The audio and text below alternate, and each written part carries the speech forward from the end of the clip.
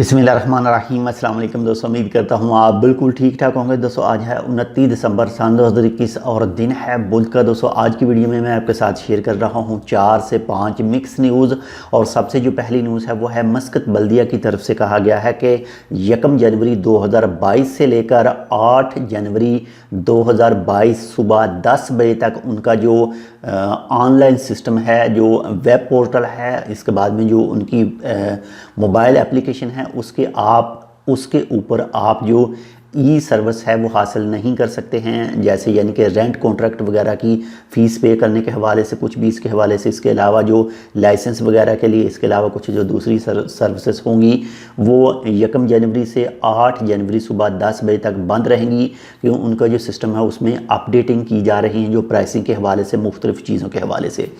तो इसके बाद नंबर 2 पर जो न्यूज़ है वो है सुप्रीम कमेटी की तरफ से जो हाल ही में प्रेस रिलीज़ हुई थी, यानी प्रेस कॉन्फ्रेंस हुई थी, तो उसमें कुछ पूछा गया सवाल था कि क्या लॉकडाउन लगाया जाएगा।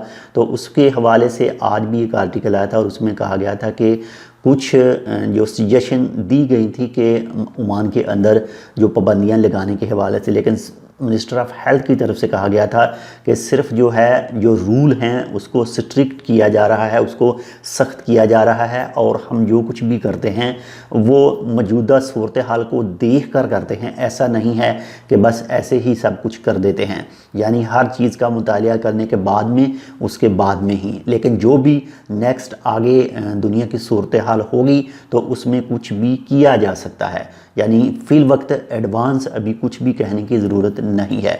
बाकी जैसे कोई मज़ीद अपडेट आती है तो वो भी इंशाल्लाह आपके साथ शेयर की जाएगी। इसके बाद नंबर 3 पर जो न्यूज़ है वो है वजारत फ़िशरीज़ की तरफ से कुछ लोगों को गिरफ़्तार किया गया है जो आउट ऑफ सीज़न जो लोबस्टर है उनको पकड़ा। उनके पास से 3 टन लोबस्टर मौजूद थे जो गैर कानूनी तौर पर उन लोगों ने पकड़े थे और उनसे वो ज़ब्त किए गए और उनके ख़िलाफ़ कानूनी कार्रवाई की गई, उनको हिरासत में लिया गया। इसके बाद में नंबर 4 पर जो न्यूज़ है वो है कुछ लोग हैं जो न्यू ईयर के लिए छुट्टियां जो हैं इसको लेकर अपनी अपनी कंट्री जाना चाहते थे।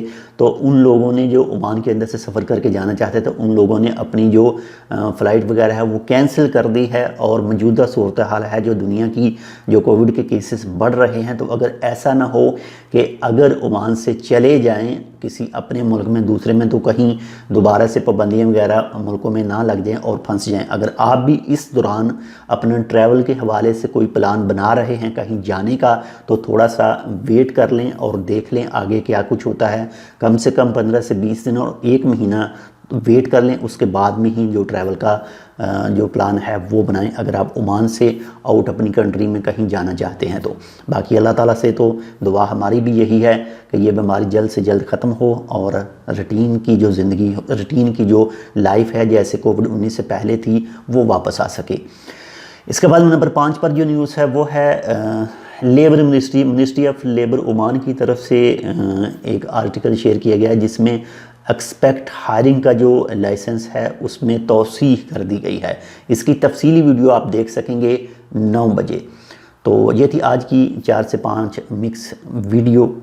अगर पसंद आए तो लाइक कर दीजिएगा। अगर चैनल सब्सक्राइब नहीं किया तो आप इसको सब्सक्राइब कर सकते हैं। मिलते हैं आपसे दूसरी अपडेट के साथ, तब तक के लिए अल्लाह हाफ़िज़।